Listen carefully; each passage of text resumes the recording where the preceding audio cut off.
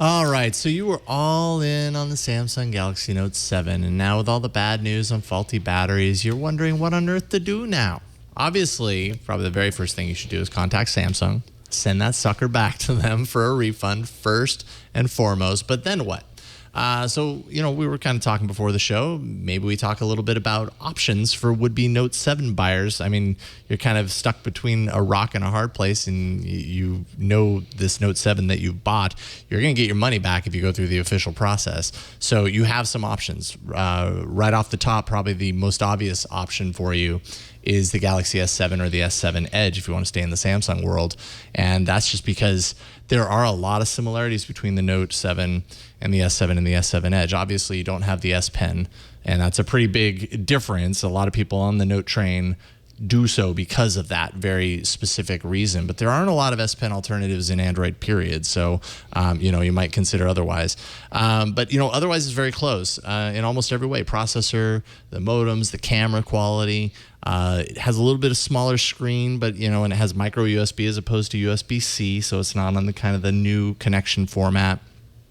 But the good news is you can trade your Note 7 officially through Samsung for the S7 or the S7 Edge and get the difference refunded to you.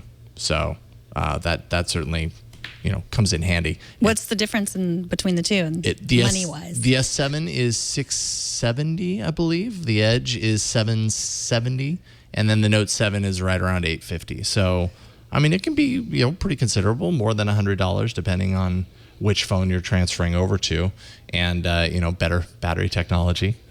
As far as I know, most not hearing as many issues with these phones as you are with the Note 7. Although I think I did hear of one, but I think also the press is very happy to report anything with an exploding battery right now because it's so high up in the news. So did they try to push this on you when you said you were returning yours? No. They left it really open. They didn't tell me about this, and I didn't actually inquire about it because that was never my intention. My intention was to still get the Note 7, which they basically said, we're sending you the shipping label, we're sending you the box, you just drop it in, send it back to us. Once we get that, we'll give you the refund, and then if you really want it, you can buy it again. So I think maybe possibly it might just be the fact that they're giving you a full refund, and then if you choose to get the S7 or the S7 Edge, you will have been refunded the difference. So that's probably what's going on there. Then there's the Galaxy Note 5, because actually in poking around a lot online, a lot of people are like, man, I wanted the Note 7. I don't want it anymore because of the whole battery thing, but I still have the Note 5 and it's still just as great. Or the Note 5 is a lot less expensive. You can get it for like $500 or cheaper, depending on if you're getting it used or reconditioned, a whole lot of options there. But it's very similar in a lot of ways. It has all glass, all metal design, or all glass and metal design. The display is not rounded like the Note 7 is necessarily, but it looks pretty close on the edges anyways. Micro USB instead of USB-C. There's no micro SD card slot. That's going to turn off some people because with the Note 7, Samsung brought back the SD card slot, and that made a lot of people happy. Not any of that dust and waterproofing, but otherwise pretty much the same. And if it's a matter of saving yourself like $300 some odd in the process and still having that S Pen functionality and whatever, if that's really important to you, this is an option. But don't put the S Pen in backwards. I can't remember if on the new models they have protected against that now. On the Note 7. And on the Note 5 now. I can't remember now. I can't remember if they actually tweaked those or not, or if they just have the warning. But I'm pretty sure that they put a single pin or something in there that prevents I know they did it from it happening. They've prevented it in the Note 7, yes. But that maybe that's why they blow up. That's not why they blow up. We know that's not why. But I guess I don't actually know why. I want to be able to put the pen in any way I want, and I don't want it to blow up. Is that too much to ask? That's not too much to ask. Okay. I think that's actually pretty reasonable. This one, the LG V20, I actually saw this last night on All About Android. Florence Ion was here in studio, and she had one on hand. This was only announced last week, at an event. And strangely, we didn't really talk about it on this show, but it is an awesome phone from what I could tell and all the specs. It's coming to market next month, though, and that's the challenge here. So if you're sending back your Note 7, you need a device right away. You're going to have to wait a little bit for this, but it is a beast. It's got a Snapdragon 820 processor, 4 gigs of RAM, 64 gigs of storage, micro SD card slot, 5.7-inch QHD display, USB-C. All of those specs are pretty much the same as the Note 7. So a lot of similarities there. It has a second screen up at the very top of the phone where normally there would be bezel, and that gives you like notifications, or you can have shortcut buttons, which I expected to feel super gimmicky, but I actually really liked it. I thought it was really neat. It does have a smaller battery at 3,200 milliamp hours versus the Note 7's 3,500. But, and this is a big but, and I cannot lie, removable battery. So, you know, you can just pop out that battery and swap in another one.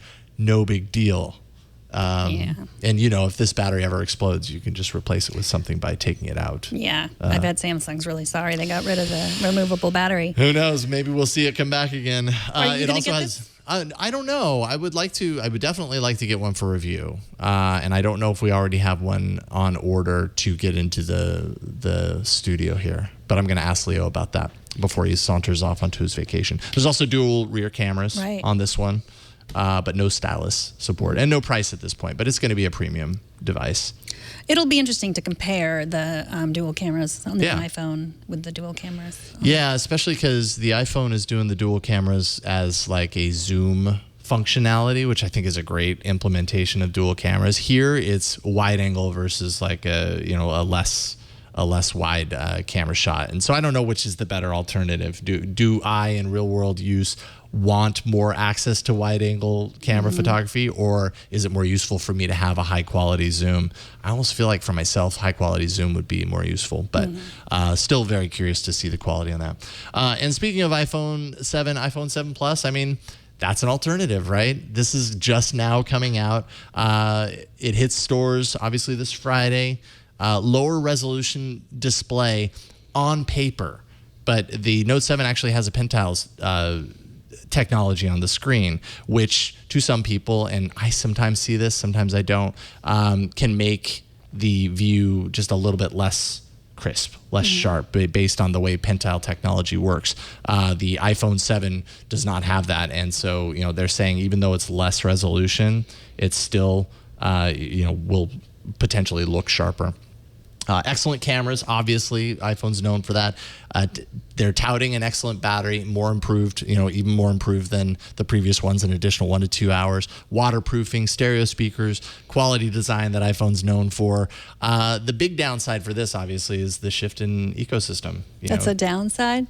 Well, just kidding. Depending on who you ask, the Megan. shift itself is a downside. Well, no. What I mean is, if you are all in on Android and you decide to go to iPhone, you are taking all of those purchases that you've ever made in Android, and you're basically letting a lot of them just kind of drift off into Never Never Land and having to start over on a new ecosystem. I'm not saying the iPhone ecosystem is bad. I'm just saying you're sacrificing a lot of the stuff that you've already done. You know what I mean? Yeah, no, I get it. And that kind of sucks because if I've spent 5 years on Android and then I go to iOS, you're literally starting from square one again, and that's a big pill to swallow. But you wouldn't be alone if you chose to do this. CNET poll just had a poll where they asked Note 7 owners, what their plan was. Are they switching? Are they staying? If they're staying, what are they planning on getting? 48.5% of the 3,329 respondents, Note 7 owners, plan to switch to an iPhone.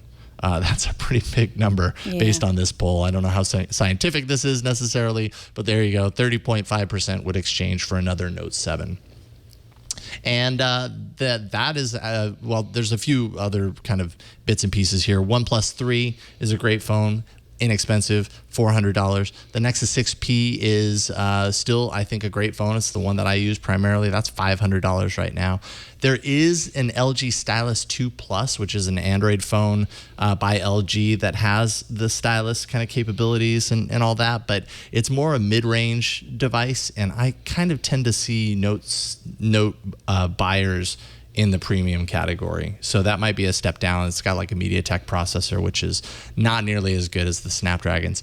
And then, of course, Google's new Pixel phones, rumored Pixel phones, are right around the corner. So you've got some options.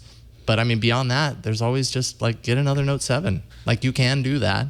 You're going to have to wait just a little bit longer, but the reissues will have better batteries. They're sourced from China's ATL, that's Amperex Technology Limited, and not Samsung's SDI subsidiary, which is the location of the faulty batteries. So if you like the Note 7, I mean, I don't think it's a bad idea to get it again.